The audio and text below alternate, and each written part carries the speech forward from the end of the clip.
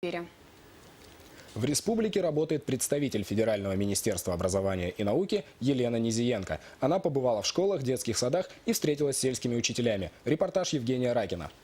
Потом добавлять оживку будем. Здорово.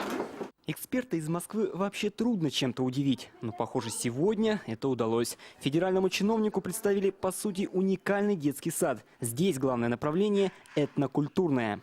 Здесь все выполнено в национальном стиле, начиная от оформления игровых комнат, помещений, заканчивая названием. К слову, 80-й садик носит имя дочери солнца – Зарань. А еще тут есть свой музей – Коми-изба.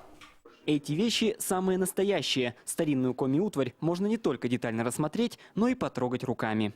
Трогайте, поиграйте, пожалуйста. То есть очень спокойно, не развалится. Дети это знают, да? Покажите, что вы Нравится сами. вам здесь? А еще здесь учат говорить по коми, но очень ненавязчиво. По программе «Парма» Сыктывкарский садик номер 80 эффективно работает уже 20 лет. Очень много разных тем учим. Вот недавно взяли новую группу, среднюю. Разучиваем с ними новые слова. Уже знают кое-что.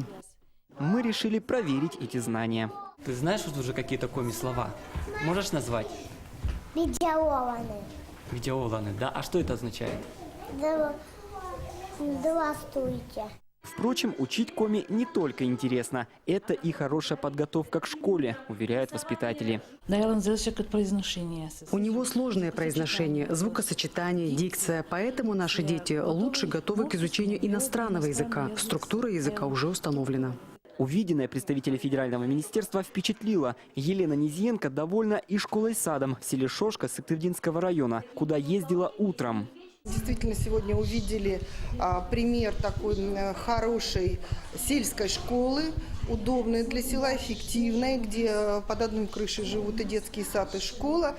Единственное, что хотелось бы, конечно, чтобы в новых стенах было побольше нового хорошего оборудования в детском саду и в школе, собственно. О развитии образования в глубинке Елена Низиенко говорила и с преподавателями Коми-пединститута, и на круглом столе с сельскими учителями. Евгений Ракин, Алексей Паршуков, телеканал Юрган.